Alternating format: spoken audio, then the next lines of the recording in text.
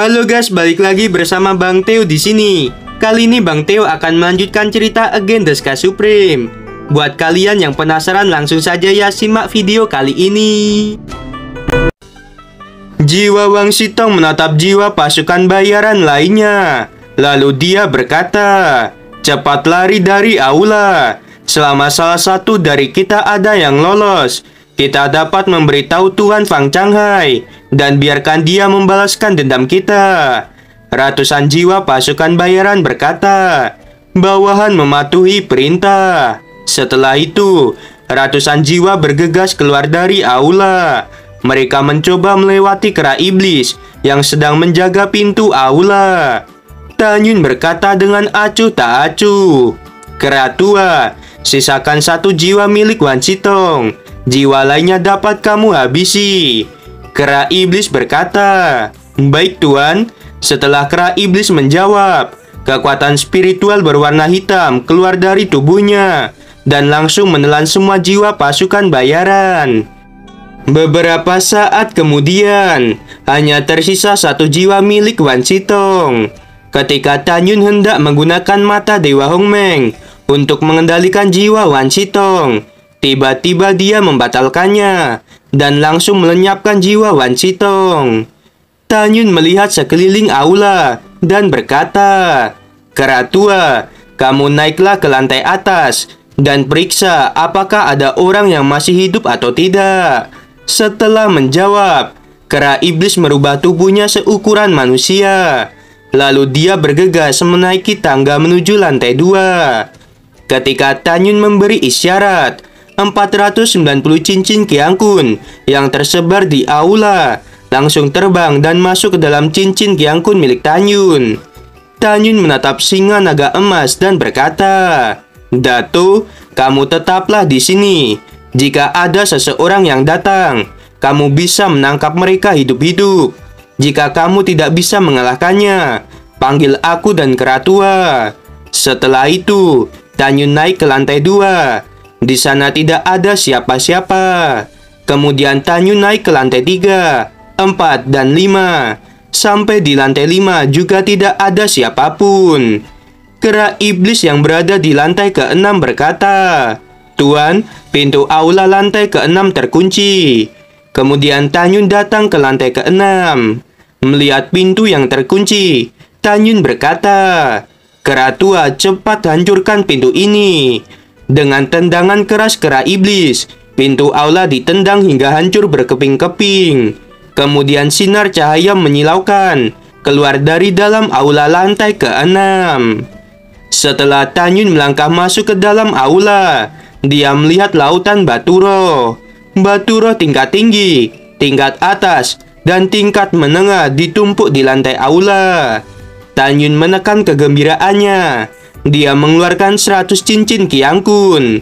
Sambil memasukkan batu roh ke dalam cincin Qiangkun, Tanyun juga menghitung jumlah batu roh. Sesaat kemudian, setelah 100 cincin Qiangkun terisi, Tanyun mengeluarkan 80 cincin Qiangkun lagi untuk mengambil semua batu roh yang ada.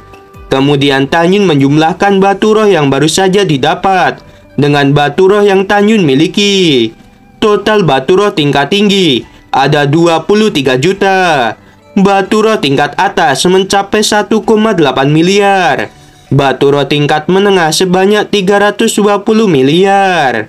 Tanyun tersenyum dan berkata, "Ini sepadan dengan perjalanan yang aku lalui." Setelah itu, Tanyun membawa kera iblis ke lantai pertama. Tanyun tidak keluar melalui formasi teleportasi, tetapi Tanyun dengan hati-hati datang ke pintu aula lantai pertama yang tertutup. Tanyun mengambil napas dalam-dalam dan dengan lembut membuka pintu aula. Setelah membukanya, Tanyun melihat lautan awan. Jelas lokasi aula tempat Tanyun berada sangatlah tinggi. Meskipun Tanyun tidak tahu di mana tempat aula ini, tetapi karena di dalam aula lantai ke-6 ada begitu banyak batu roh, maka aula ini pasti bukan aula biasa.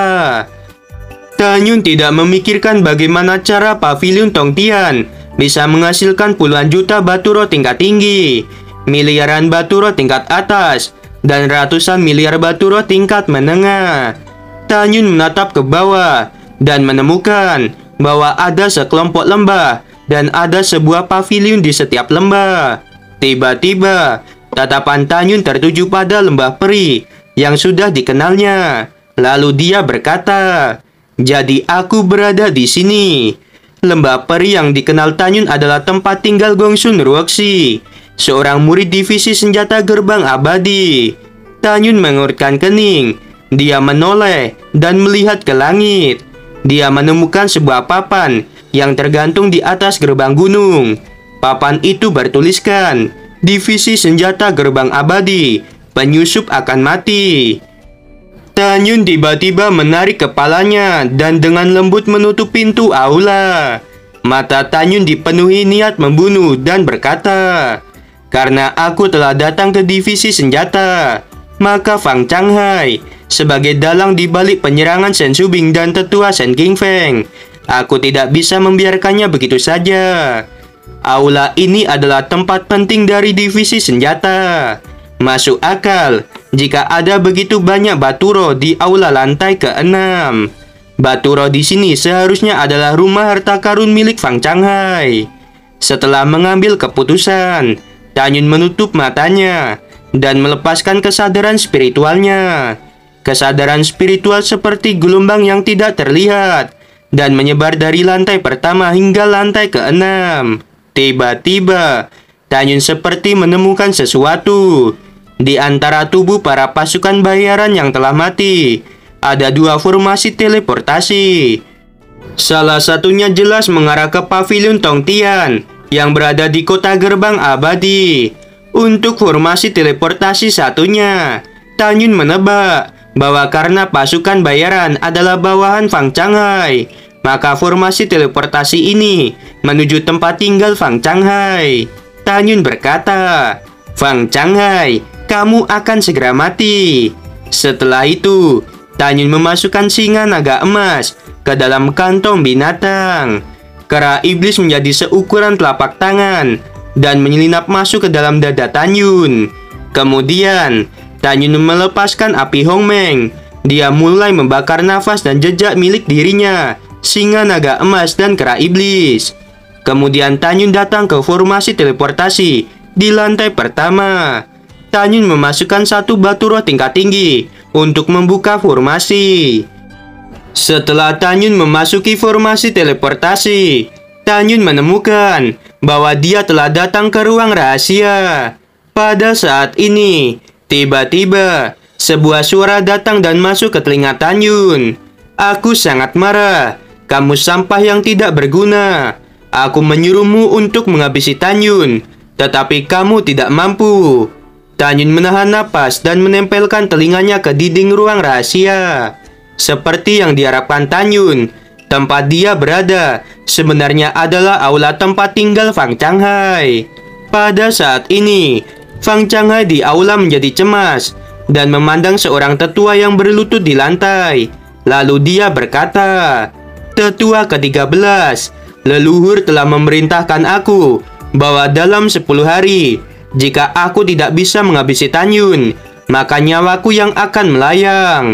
Tetua ke-13 tampak panik dan berkata, "Kepala, kamu tidak tahu, gerbang alam rahasia divisi berjasa telah lama ditutup.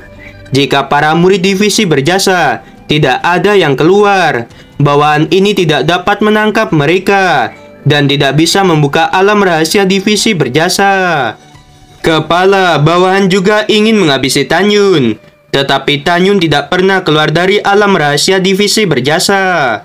Mendengarkan hal itu, Fang Changhai berkata, "Pergilah dari hadapanku." Tetua ke-13 berdiri, wajahnya terlihat pucat, dan dia pergi dari hadapan Fang Changhai.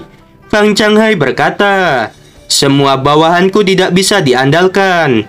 Bahkan Yoying tidak bisa aku andalkan. Ini sudah sangat lama, dan Yoying belum menghabisi Tanyun.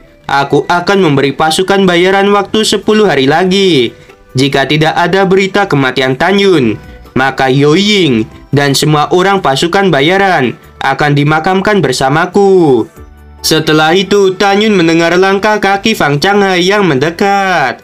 Tanyun membalik tangan kanannya, dan seutas tali panjang muncul di tangannya. Kemudian dia berkata melalui pikiran, "Kera tua, ambil tali ini dan ikatkan ke leher Fang Changhai. Ingat, jangan tinggalkan luka luar pada tubuh Fang Changhai." Kera iblis mengangguk. Dia melompat dari pangkuan Tanyun. Tubuhnya berubah menjadi seukuran manusia. Dia memegang tali dengan kedua tangannya dan menunggu Fang Changhai memasuki ruang rahasia. Tali ini milik Luhang, seorang tetua penegak hukum yang telah Tanyun habisi. Tali ini merupakan senjata sub terhormat tingkat menengah. Tidak lama kemudian, pintu ruang rahasia terbuka dan Fang Changhai tanpa rasa curiga masuk ke dalam. Tanyun berkata, "Kera tua, cepat lakukan." Kera iblis mencekik leher Fang Changhai dengan kedua tangan memegang tali panjang. Fang Changhai menatap Tanyun dan berkata, "Kamu bocah sialan." Kera iblis menatap Fang Changhai dengan ganas. Lalu dia berkata, "Diamlah, kalau tidak, aku akan mematahkan lehermu." Fang Changhai menggertakkan giginya dengan marah. Dia membalikkan tangan kanannya. Sebuah pedang muncul dan menyerang kera iblis yang berada di belakangnya. Kera iblis berkata, "Dasar orang tua sialan. Kamu hanyalah semut di alam jiwa ilahi tingkat 9, tetapi ingin menyerangku." Kera iblis menggunakan tali untuk mengunci leher Fang Changhai. Tubuh kera iblis berbalik dan membanting Fang Changhai. Setelah kera iblis membanting Fang Changhai ke lantai, dia menginjak dada Fang Changhai dan berkata, "Jika kamu berani bergerak lagi, aku akan menghabisimu." Mendengarkan hal itu, Fang Changhai ketakutan. Karena dari kata-kata kera iblis yang sangat percaya diri, itu menandakan bahwa kera iblis jauh lebih kuat daripada dirinya. Untuk saat ini, Fang Changhai tidak tahu bagaimana Tanyun bisa sampai ke ruang rahasianya. Fang Changhai dengan gemetar berkata, "Tanyun, tolong jangan habisi aku." Tanyun mengabaikan kata-kata Fang Changhai. Dia membalik tangan kanannya, dan pedang harta karun tingkat tinggi muncul di tangannya. Tanyun datang ke sisi Fang Changhai, dan dengan marah berkata, "Kamu mengirim Yao Ying, yang hampir saja menghabisi Shen Zubing dan tetua Shen Qingfeng.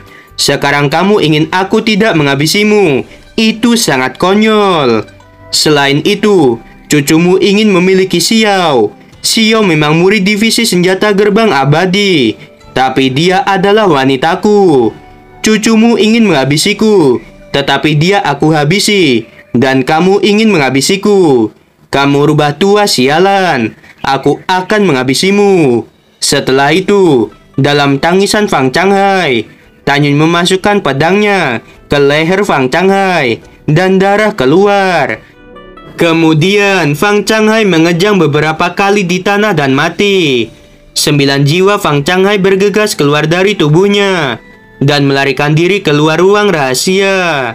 Kera iblis mengeluarkan kekuatan spiritual berwarna hitam dan menyelimuti 9 jiwa milik Fang Changhai.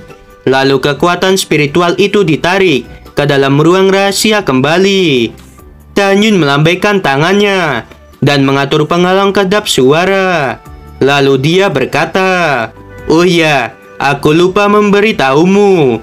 Yao Ying telah aku tangkap dan 499 orang lainnya telah aku habisi."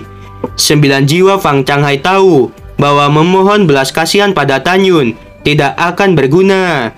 Jadi 9 jiwa Fang Changhai sangat putus asa.